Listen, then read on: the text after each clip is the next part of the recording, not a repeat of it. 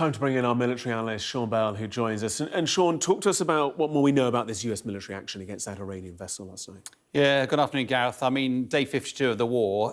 Iran had declared the Straits of Hormuz open. Traffic had started moving. The US blockade was in place, and therefore, as a result, the Iranians closed it again.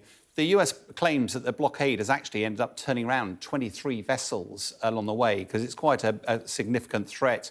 But last night, the Tuska, which is an Iranian-flagged merchant cargo vessel that had left Malaysia on the 12th of April, just a few days ago, was inbound to Iran. That was intercepted by this US blockade. What's interesting is the details that we get behind it. What we're seeing some footage is from the USS Spruance. That's the merchant cargo ship, the Tuska, in the background there. They followed it for about 6 hours, issuing all sorts of warnings. Then there were some shots fired. It's a pretty significant gun, 5-inch gun that's fired, which took out the engine room, we understand, of the vessel. And then the US Marine Corps, operating off the USS Tripoli, which is a blistering sort of aircraft carrier and the like, they boarded using the helicopters and then seized the vessel. We got some of the footage from here, a bit grainy, but of the helicopter operation on there itself. So quite a daring operation, but it's the first time that the US has actually fired shots against a cargo vessel.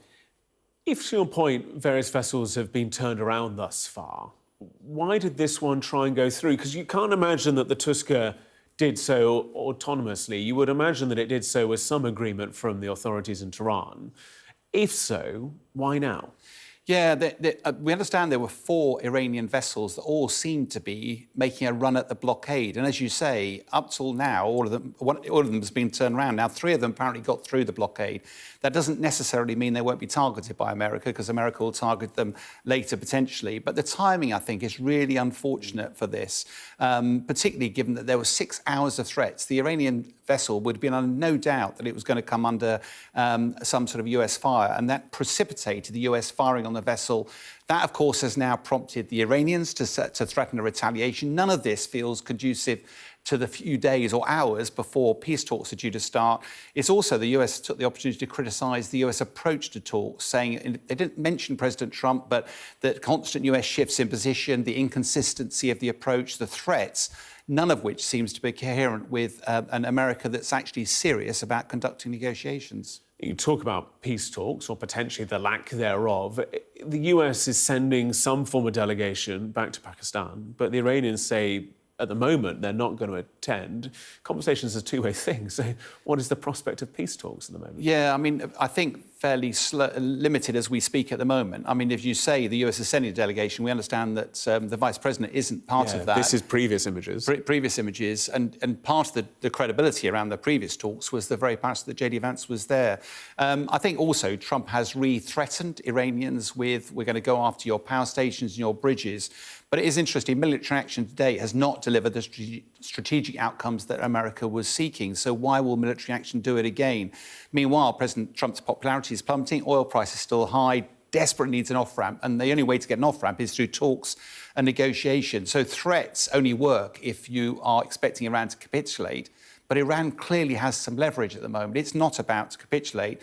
Now, the fact is both sides need a deal. With understanding Pakistan, there is still a lot of work going on in the expectation that there may be some form of negotiation happen.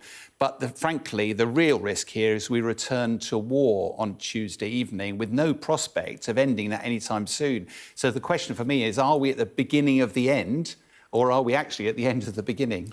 And the challenge is that the heat of war, the fog of war, the conflict doesn't make good backdrop for good conversation, does it? And with that impending deadline and the fact that what's being negotiated is horribly complex to try and bring about an agreement, the conditions really don't feel ripe at the moment, do they? No, and I think it's a really good point that if you're going to be serious about these negotiations, the nuclear time last time took 20 months to get to the JCPOA, the famous Joint Comprehensive Plan of Action.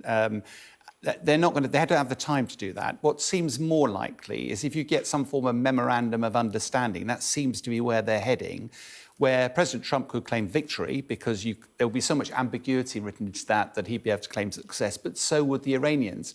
But would anything actually have been achieved? And I think the key point, we understand from our Chandra offset that it feels like the Iranians are desperately keen to get some concessions, have their assets unfrozen, lifting of sanctions, before you even get into the whole nuclear conversation. And their missiles, they understandably want to be able to protect themselves.